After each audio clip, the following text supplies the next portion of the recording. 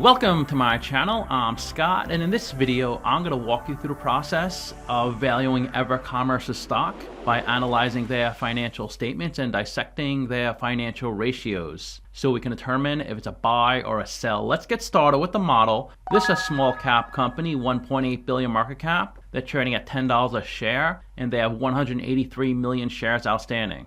EverCommerce is a SaaS provider. SaaS stands for Software as a Service. They offer business management software, medical practice management software, gyms use their services, also billing and payment solutions, invoicing, mobile payments, and many other services. They were incorporated in 2016, headquartered in Denver, Colorado. Let's look at their financials. The way you value a company is you estimate the free cash flows into the future and then you discount those numbers back to today's value. That's what we're doing in this video. And free cash flow is cash flow from operations minus capital expenditures. Their free cash flow doubled from 2021 to 2022. It went up 74% in 2023 to 82 million. It did come down a little in the trailing 12 months to 80 million. That's pretty good that they're profitable each year. Profitable in terms of cash. Although net income is negative each year, net income is revenue minus expenses. That is common for a company to have negative net income, positive free cash flow. They probably pay a lot in stock-based compensation. That's an expense that brings down your net income, but it doesn't affect cash. Revenue is a sales for the company, and that's gone up a little bit from 500 million to 700 million.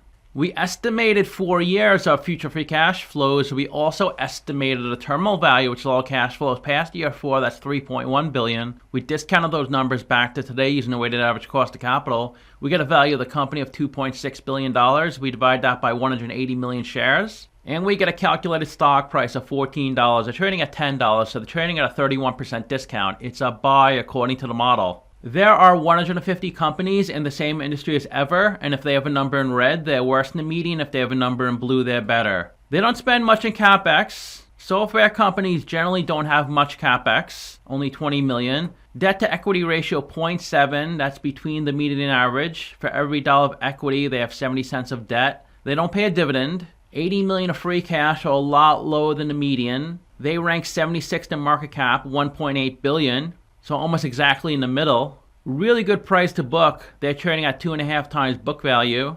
We can't look at that PE. They have negative earnings. Price to free cash flow also looks pretty good. 23, the median is 44. And price to sales looks great at 2.6. That's actually the best on this list. 4.9 shouldn't be highlighted. It should be them, 2.6. 700 million of revenue, which is lowest on this list. Above them is just the top 20, so all these companies are much larger.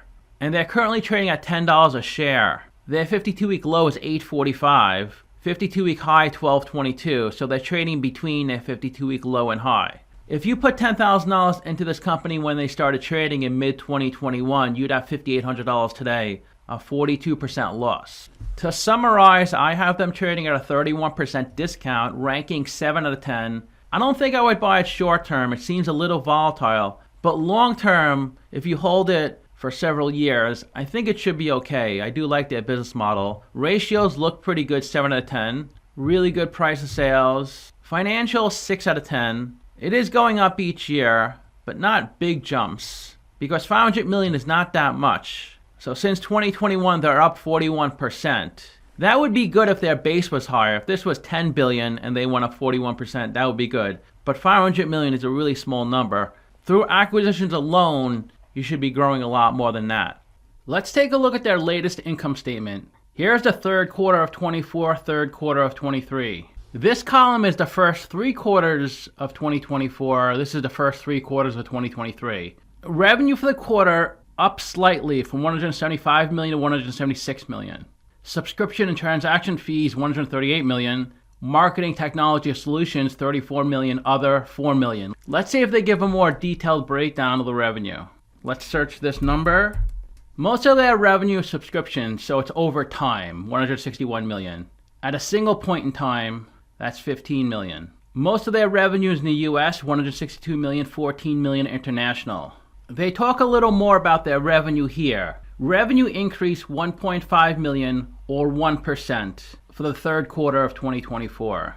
The majority of our revenue growth is attributable to the successful delivery of system of action capabilities to our SMBs in our verticals of home services, health, and wellness. SMB is small and medium-sized businesses.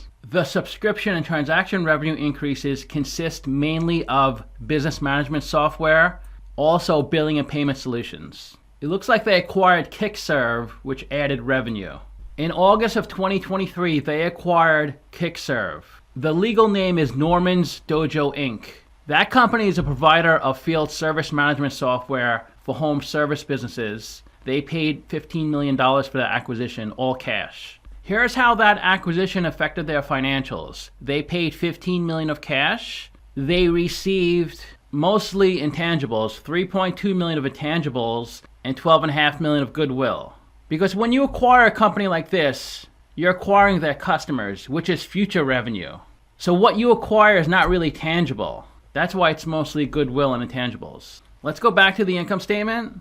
All the expenses directly tied to generating the revenue, $59 million. Sales and marketing, $31 million. Product development, $20 million. G&A, $34 million. Depreciation, $22 million. So their operating expenses are $166 million. Operating income is revenue minus operating expenses, $10 million, which is higher than last year of $6 million. But they pay a lot of interest on their debt, $18 million. So they have a pre-tax loss of $8.4 million, a net loss of $9 million, which is much more than last year. Last year was net loss of $600,000. They did buy back stock. Last year, 189 million shares outstanding, now 184 million. That is surprising, since they're probably cash flow negative, that they would buy back shares. Let's look at the balance sheet. Their current assets, $200 million. Current liabilities, $108 million. So current ratio about a 2. They have $101 million of cash. If you search that number, you'll find it on the statement of cash flows. It's the cash at the end of the period, $101.5 million. The cash at the beginning of the period, $96.2 million. You'll also find out in the balance sheet. Remember this number, 96,179. I'll show you right here on the balance sheet. It's a sum of cash and restricted cash. 96,179. Accounts receivables is how much money other companies owe them when they sell on credit, $50 million. Contract assets is similar to accounts receivables, $18 million. $28 million of prepaid expenses, that's when a company makes an advance payment for a product or service they're going to receive in the future. Their total assets, $1.5 billion. Their biggest asset is goodwill, $920 million. Goodwill went down from last year. It looks like they took an impairment. That's really the only way for goodwill to go down is when they pass through a goodwill impairment. Goodwill can go up, of course, when you acquire another company. Liabilities, $680 million. Most of their liabilities is long-term debt, $520 million. They have quite a bit of debt for a small company.